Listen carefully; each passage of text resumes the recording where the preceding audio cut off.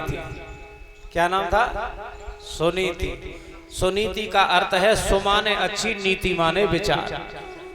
जिसके अच्छे विचार होते हैं वही सुनीति होती है।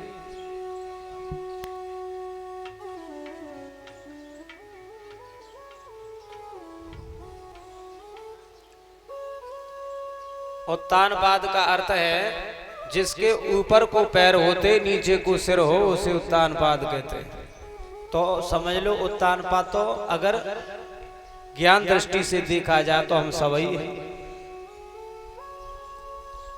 राजा उत्तानपाद की पत्नी सुनीति सर्वांग सुंदर थी, लेकिन देव योग से ईश्वर की ऐसी नजर हटी कि उनके कोई संतान उत्पन्न नहीं हुई। जब कोई संतान नहीं हुई तो महारानी और राजा बैठ करके समय को याद कर करके अपने घर में बैठे बुरी तरह से रोते हैं कि प्रभु तेने कैसी नजर डाली और मेरे भाई नाए संतान।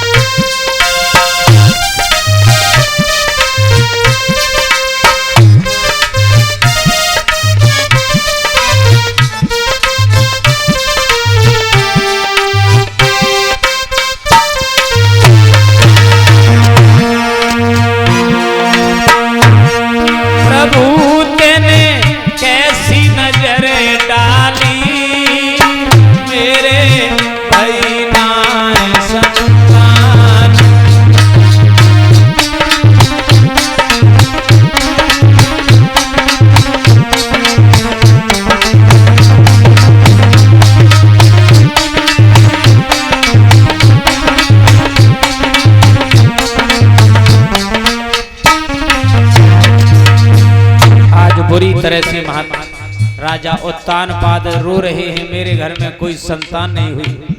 कितना अच्छे राजा थे अयोध्या के, लेकिन चौथापन आ गया, कनपटी के बाल सफेद पड़ गए, लेकिन संतान का मुख नहीं देखा। हे विधना तेरी नजर मेरा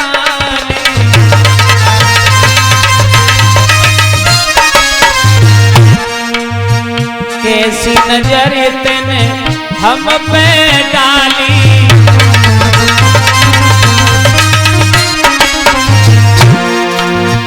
भयो न कोई लाला लाली, तेने कैसी विपत डाली मेरे भाई नाए संतान।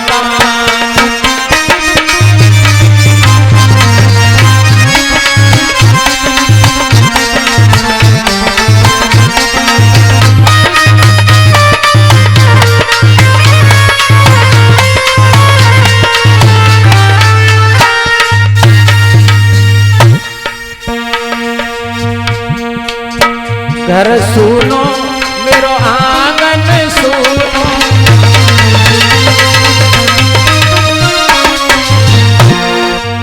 बिन बेटा के दुख मोय दूनो।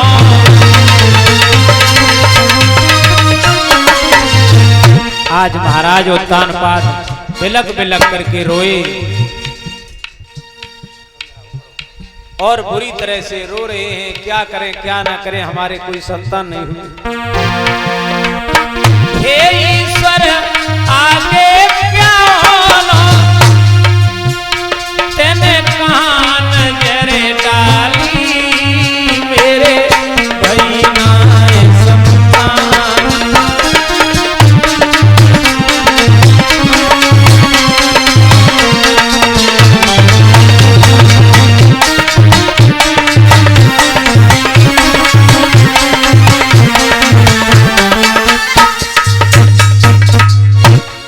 आज बुरी तरह से बैठे बैठे रो रहे थे तो रानी कहने लगी, सुनीति महाराज इस तरह से रोने से काम नहीं चलेगा। आप कितने बुद्धिमान हैं और अनुभव भी है आपको। मैं क्या कर सकती हूँ, मेरी कोख पर पत्थर पड़ गए, मेरे कोई संतान नहीं हुई।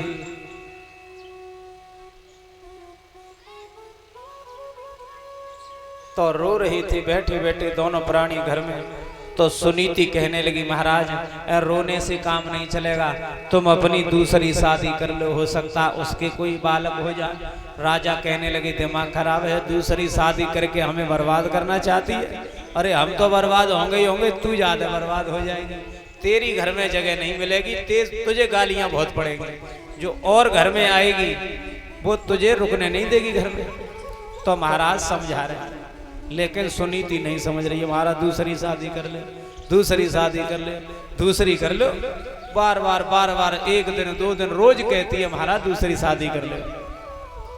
तब महाराज कहने लगे, एक दिन समझा रहे, सुनो, दो शादी करने के बाद कोई आदमी चैन से नहीं बैठ सकता, फिर तो समझ लो वो मरे पिंड छूटेगा उसका।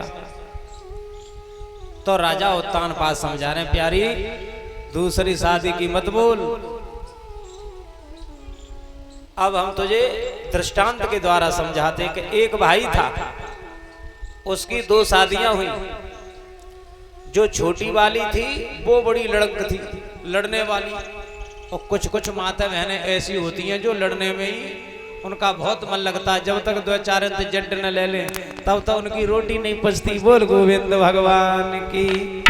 खैर हमारी यहाँ की माता बहनें तो लड़ना भी नहीं जानती होंगी, इतनी सीधी लग रही है। हाँ, तो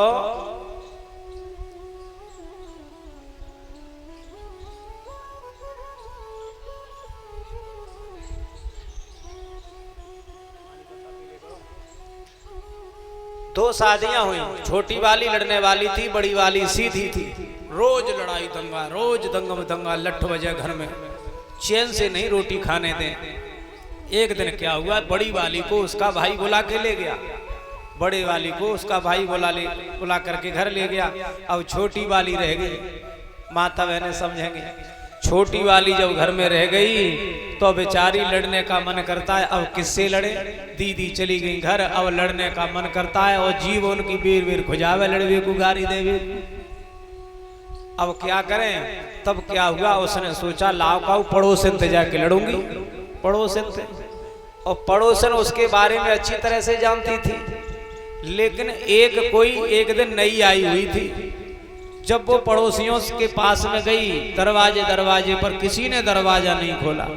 एक ने दरवाजा खोला, उसने आवाज लगाई, बहना का नमक लेवे आई हो हमारे घर।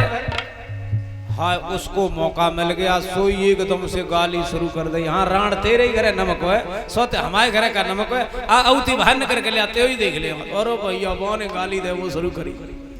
सोई वो समझ गई ये तो लड़वे आई है, कोई नमक भमक लेवे नहीं आई। उसने दरवाजा नहीं खोला। अब बेचारी बड़ी परेशान है, लड़े किससे, कैसे लड़े, अब सौत कहाँ से आवे, सौत है नहीं हमारी घर पे। तो उसने आटे की सौत बनाई, लड़ने के लिए, केवल गालियां देने के लिए। 5 किलो आटा गूंथ के बढ़िया तरह से, और हाथ पैर बनाए और आंखें बनाई, और डेली वाला जो नमक आता है, डेली वाला साबित नमक, वो आंखें फिट कर दी, साथ बढ़िया तरह से सौत बनाई, और साड़ी पहना के और चारपाई पे लिटा दी। ऊपर ठंडों को महीना रहे, रजाई और डाल दी। अब मोरी पे बैठ गई खुद, बर्तन धोने लगी। अब बर्तन काले पड़ गए, अब गालियां दे, अच्छा सौते तुम तो पांव फैला के खटिया पे पड़ी हो, और हम या काम करते करते परेशान है, आवेगी कि ना आए। अब बताओ आटे की सौत कैसे आ जाए।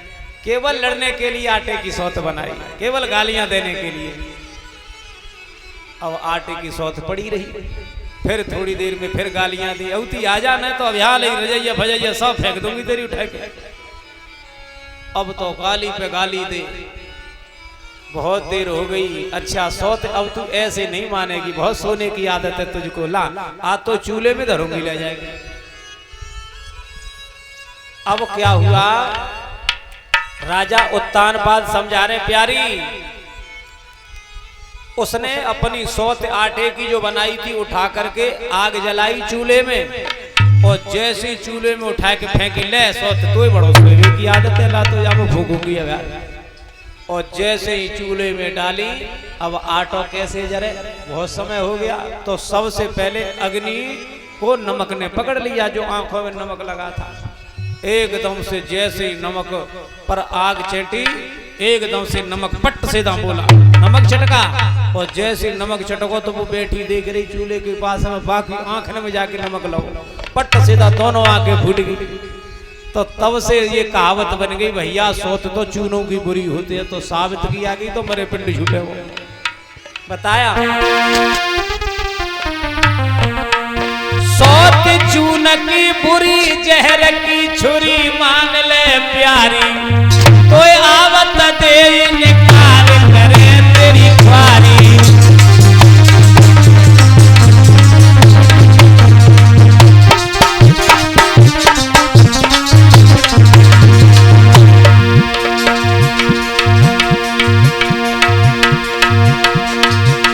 अरे सोच चून की बुरी, जहर की छुरी के मान ले प्यारी, के मान ले कोई आवत दे निकाल करे वो ख्वारी।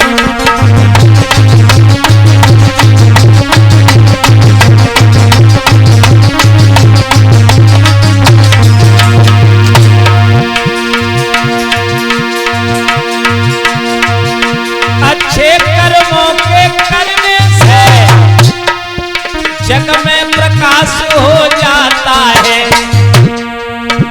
अब सौत के घर में आने से उस घर का नाश हो जाता है।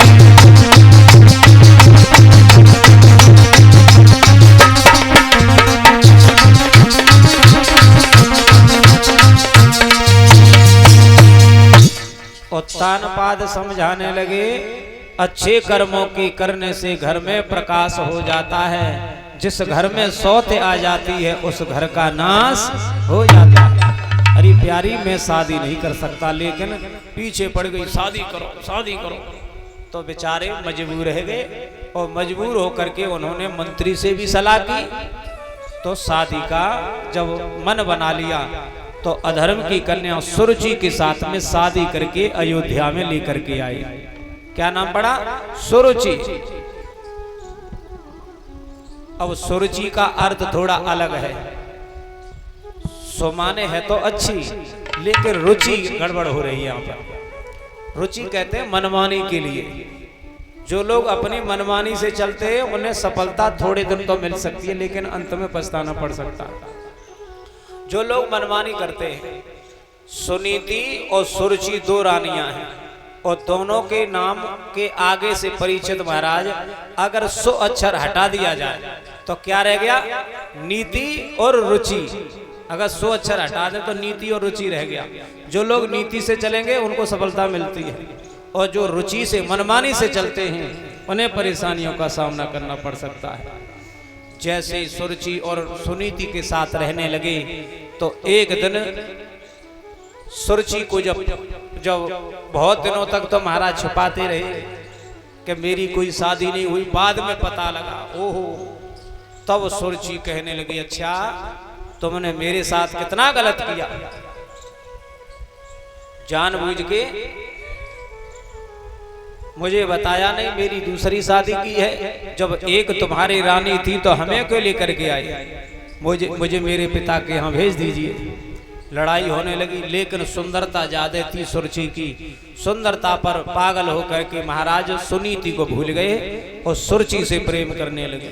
जो जो सुरुचि कहती है वो ही वो करते हैं। एक दिन सुरुचि ने कह दिया, महाराज इसे महलों से बाहर कर दो। तो महाराज उत्तानपाद ने बिना सोचे सुनीति को घर से बाहर और जंगल में झोपड़ी डलवा दी। अब सुनीति मैया रोती है, गलती तो हमने ही की है, जानबूझ के पति की शादी करवाई है, अब भोग भी भोगना पड़ेगा।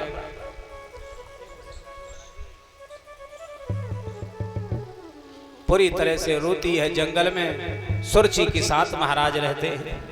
एक दिन सुनीति जंगल में रहती है, लेकिन जंगल में एक दिन मरने के लिए रात्रि के समय घर से बाहर निकल के गई। रात्रि का समय है, सोच रही है ऐसे जीवन से तो मर जाना ही बेकार है, मर जाना ही ठीक है ऐसे जीवन से, क्योंकि पति ने हमें घर से बाहर निकाल दिया। तो राजन परीक्षित, कर्म की गति ऐसी होती है